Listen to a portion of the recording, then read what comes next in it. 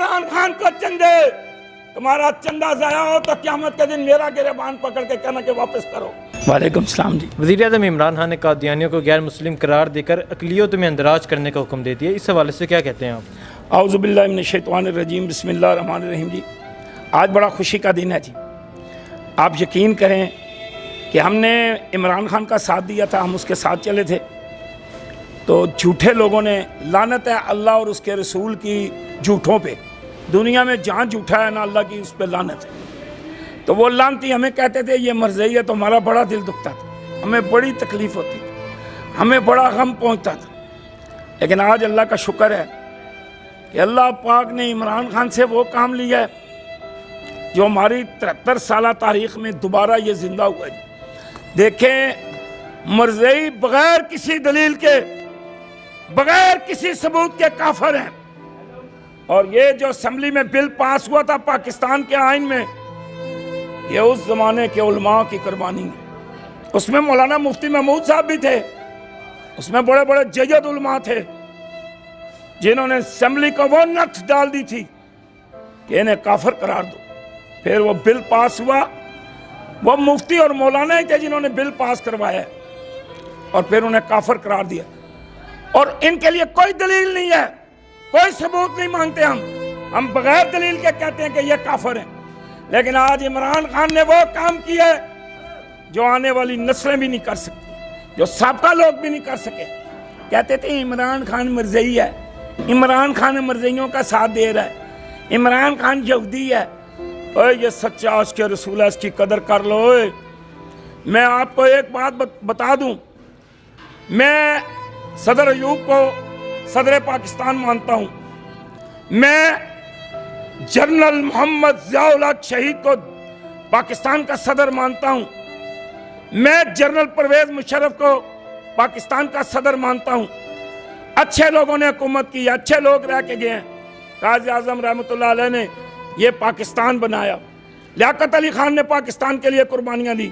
लेकिन ये याद रखें कि इमरान खान का नाम सोने की कलम से मुहर्रिखीन लिखेंगे कि इमरान खान पाकिस्तान का वजीर आज़म, ये 2018 में वजीर आज़म बना और जनाब इसने भीख मांगी।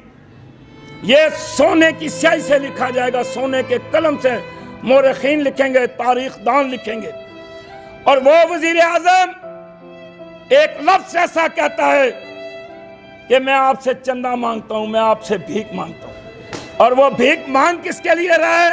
इस पाकिस्तान के लिए, इस वतन के लिए, इस कौम के लिए भीख मांग रहे हैं, लोगों के लिए, गरीबों के लिए, मस्कीनों के लिए, अपना कर्जा उतारने की। आपकी एक वीडियो वायरल हुई है जिसमें आपने इमरान खान को सबसे पहले आपकी मीडिया ने दिखाया कि वो यूं रो रहा है और लोग पूछते हैं क्यों रो रहा है, तो उसने कहा मैंने, मेरी कौम ने कर्जा देना है। और कर्जा किसने लिया? नवाज शरीफ ने। कर्जा किसने लिया? जरदारी ने। कर्जा किसने लिया? साबका हुकूमतों ने। और तू क्यों रो रहा है? उन्होंने कहा मेरी कौम कर्जे में जकड़ी हुई है और वो कर्जा अल्लाह का शुक्र है मुंजमद हो गया और उसकी फाइलें बंद हो गई हैं। पता नहीं कितने अरब हम जो है ना हर 3 महीने के बाद कर्ज अदा करते थे। लेकिन अल्लाह पाक ने ऐसा, खुदा ने हमें हीरा दिया है, मांगता है, मांगने वाला है, लेकिन कौम के लिए मांग रहा है, मुल्क के लिए मांग रहा है, वतन के लिए मांग रहा है, गरीबों के लिए मांग रहा है, यतीमों के लिए मांग, और जो लूट के भागे उनका कर्जा उतारने के लिए कर्जा मांग। ये सुनहरी लफ्ज़ों में लिखा जाएगा, सोने के पानी से लिखा जाएगा। और आने वाले ये जितना मर्जी रोला डालते रहे हस्बे इख्तिलाफ वाले, ये जो इक़्तिदार के भूखे ले ले हैं ना, ये रोला डालते रहे, ये झूठा मीडिया बोलता रहे, ये झूठा मीडिया प्रोपेगेंडा करता रहे, लेकिन इमरान खान को तारीख लिखेगी। देखें, उसने चंदा मांगा था एक दफा, वो वर्ल्ड कप जीत गया तो चंदा मांगना शुरू कर दिया। लोग बड़े हैरान हुए, बड़े परेशान हुए, यार ये चंदा मांग रहा है, ये क्रिकेट का खिलाड़ी हो गया। फिर उसने कैंसर का अस्पताल बना के बताया कि ये लो, इस कौम ने चंदा दिया था, मैंने भीख मांगी थी, मैंने हॉस्पिटल बनाया। और वो जो कर्जा लेते रहे, उन्होंने अपने 28 मंजिला महल बना लिए, लेकिन अस्पताल एक भी नहीं बनाया जहां पे उनका इलाज हो और उनके बच्चों का इलाज हो, इस कौम का इलाज हो, इस गरीब मुल्क के लोगों के रहने वाले का इलाज हो। और इमरान खान के कैंसर अस्पताल में आप चले जाएं, आप जहां मर्जी टेस्ट करवा लें, टेस्ट करवाने के बाद आप इमरान खान के अस्पताल में चले जाएं, अगर आप गरीब हैं तो आपका मुफ्त इलाज होगा, अगर आप अमीर हैं तो आप पैसे देंगे। तो ये अच्छे लोग हैं जी, इंशाअल्लाह ताला इमरान खान इज्जत वाला है, वो खत्म नबूवत पे यकीन रखता है, वो हजरत मोहम्मद सल्लल्लाहु अलैहि वसल्लम का दीवाना है, वो उलमाए कराम की इज्जत करता है। और इन्होंने कभी कहा जी ये इस तरह है जी, ये उस तरह है जी, ये कर रहा है जी, ये वो कर रहा है जी, ये टाएं टाएं कर रहे थे, लेकिन अल्लाह ने आज उसे इज्जत दे दी, अल्लाह ने आज उससे नवाजा है। और ये टगे के टगे आज देख रहे हैं, इस बात को काटना नहीं है, मैं डरता नहीं हूं किसी से, मैं अपनी मेहनत करके खाता हूं, मैं मजदूरी करता हूं, इस उम्र में भी मैंने कभी किसी के आगे झोली नहीं फैलाई, लेकिन मैं इमरान खान के लिए लोगों को कहता हूं, लोगों दो इमरान खान को चंदे, तुम्हारा चंदा जाया हो तो क़यामत के दिन मेरा गिरबान पकड़ के कहना कि वापस करो, क्योंकि इमरान खान काम कर रहे हैं, कौम के लिए कर रहे, वतन के लिए कर रहे, इस मट्टी से मोहब्बत कर रहे, और उन्होंने इस मुल्क को लूटा और इस मुल्क के गरीबों का माल खाया, और जनाब इस तरह दुम दबा के भागे जैसे कुत्ता भाग जाता है, लंदन चले गए, ये फेस करते, ये यहाँ खड़े रहते। अब आइए ना शहबाज शरीफ की बारी, वो भी देख रहा है यार कोई बहाना हो, अल्लाह करे मेरा भाई पुट्ठा हो जाए वहाँ पे किसी बेड पे, तो मैं यहाँ से निकलने वाली बात करूँ, कौम नहीं छोड़ेगी तुम्हें, अब कौम शऊर रखती है। अस्सलाम वालेकुम। जी वालेकुम सलाम। मौलाना तारिक जमील साहब ने जो ये बयान दिया, मीडिया झूठ बोलता है, तो अहमद मीर और अब्दुल मालिक मंसूर अली खान ने मौलाना तारिक जमील साहब से फिर माफ़ी मंगवाई, इस हवाले से क्या कहते हैं आप? जी, मौलाना तारिक जमील साहब ने अगर बात की है कि मीडिया झूठ बोलता है, तो ये पूरी दुनिया को पता है कि मीडिया झूठ बोलता है, इसमें प्रोपेगेंडा भी होते हैं। उन्होंने साथ एक बात बहुत वाज़ह तौर पे कही थी कि सिर्फ मैं पाकिस्तानी मीडिया के बारे में बात नहीं कर रहा, पूरी दुनिया का मीडिया झूठ बोलता है। तो इसका मतलब एक जो माशरा होता है या एक ऑर्गेनाइजेशन होती है, उसमें अगर जो चीज़ें ज़्यादा पाई जाती हैं, ये उसका मतलब नहीं है कि सारा मीडिया ही झूठ बोलता है, उनका मतलब ये है कि हर खबर ही झूठी होती है। उन्होंने कहा कि मोस्टली जो चीज़ ज़्यादा प्रोबेबिलिटी में होती है वही हमेशा उसको जाना जाता है। तो उन्होंने बेशक सही कहा है कि मीडिया जो हमारा पाकिस्तानी मीडिया वो प्रोपेगेंडा भी करता है, लोगों को गुमराह भी करता है, इसमें कोई उन्होंने कबाहत नहीं की, उन्होंने बिल्कुल ठीक कहा। ठीक नहीं तो आप क्या समझते हैं, वो बार बार इसरार कर रहे थे मौलाना तारिक जमील साहब से कि आवाम से भी माफ़ी मांगे, आपने ये गलत बात की, आपने जो बेहयाई की बात की है कि चैनल्स पे बेहयाई फैली हुई है, ये गलत बात की, इस हवाले से क्या कहते हैं आप? नहीं, उन्होंने बेहयाई की बात की है तो मीडिया पे बेहयाई फैली हुई है। अगर उन्होंने माफ़ी का कहा है तो माफ़ी किस बात की माफ़ी मांगे? वो उन्होंने अपनी एक राय का इजहार किया है, उन्होंने अपनी एक राय का इजहार साफ अल्फाज में किया है, उन्होंने सच बोला है। झूठ किस बात का उन्होंने बोला है? आपको या मुझे नहीं पता कि क्या हो रहा है मीडिया पे, कौन प्रोपेगेंडा कर रहा है, कौन गुमराह कर रहा है, और यानी पूरे माशरे में फैली हुई है, ये बात बहुत वाज़ेह है। अगर हामिद मीर ने ऐसा कहा है तो हामिद मीर को भी चाहिए कि उसने जितने झूठ बोले हैं आज तक, जितना लोगों को गुमराह किया है, प्रोपेगेंडा किया है, जिन सियासतदान लोग जो हैं उनके बारे में कहा है, उनसे भी माफ़ी मांगे, या किसी मजहबी तबके के बारे में कहा या किसी भी चीज़ के बारे में गुमराह जो प्रोपेगेंडा किया उसने, तो वो उसे भी चाहिए कि आए दिल बड़ा करे और आके माफ़ी मांगे। मौलाना तारिक साहब ने अगर माफ़ी मांगी है तो ये उनका बहुत बड़ा दिल है कि उन्होंने माफ़ी मांगी, हालांकि उन्होंने वही बयान किया जो वो देखते हैं माशरे में, तो इसमें कोई बात नहीं है। अब उसको चाहिए हामिद मीर को भी वही मीडिया पे आए, लोगों से माफ़ी मांगे, जो जिसके खिलाफ उसने बात की हुई है उसे चाहिए कि आए माफ़ी मांगे। वो भी नहीं तो क्या ये हकीकत नहीं है जो उन्होंने कहा कि माशरे में बेहयाई फैली हुई है, मीडिया झूठ बोलता है, मीडिया में बेहयाई फैली हुई है? तो उसने साफ अल्फाज में कहा है बिल्कुल मीडिया में इस तरह है। आप भी जानते हैं, हम भी जानते हैं, सारा मुआशरा जानता है कि उरियानी बड़ी आम हो चुकी है। आप कमर्शियल्स देख लें, आप एड्स देख लें, आप फिल्में देख लें, आप जो है ड्रामे देखें, उसमें वो चीज़ें जो एक बंदा अपनी फैमिली के साथ भी बैठ के नहीं देख सकता, वो सारी चीज़ें आम हैं।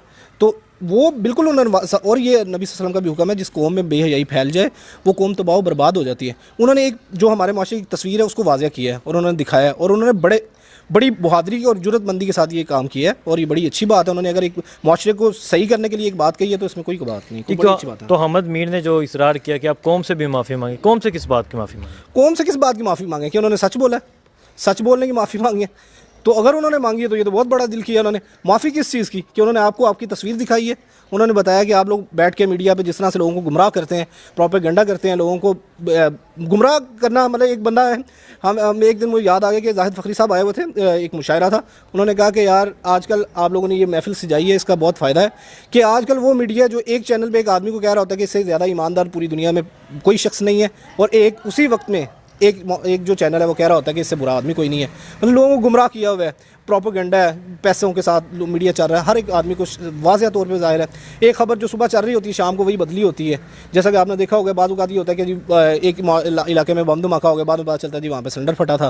पिछले दिनों में इन्होंने एक चला दिया कि ऑस्ट्रेलियन खतून ने इस्लाम कबूल कर लिया है, तो उस औरत का चला के न्यूज़ चैनल पर चला, मैं उसको नाम नहीं लेना चाहता, तो उन्होंने कहा, बाद में उस औरत ने 50 ट्वीट करके अपनी इस बात को वाज़ेह किया कि मैं मुसलमान नहीं हुई, मैं क्रिश्चियन ही हूँ। लेकिन उस बात का मतलब देखना, आप तहकीक नहीं है, तहकीक नहीं की बात की है तो वो झूठ के ज़ुमरे में ही आती है। ठीक, तो क्या इन्होंने कभी माफ़ी मांगी है? जो अगर कभी झूठ सामने आ जाए कि हमने ये झूठ बोला है और आवाम को पता चल जाए, क्या इन्होंने कभी माफ़ी मांगी है? हम जब से मीडिया देख रहे हैं आज तक मैंने तो किसी एंकर को नहीं देखा कि उसने कभी किसी किस्म की माफ़ी मांगी हो, किसी सियासतदान ने, किसी ने। जिस तरह से एक दूसरे पर बैठ के कीचड़ उछालते होते हैं।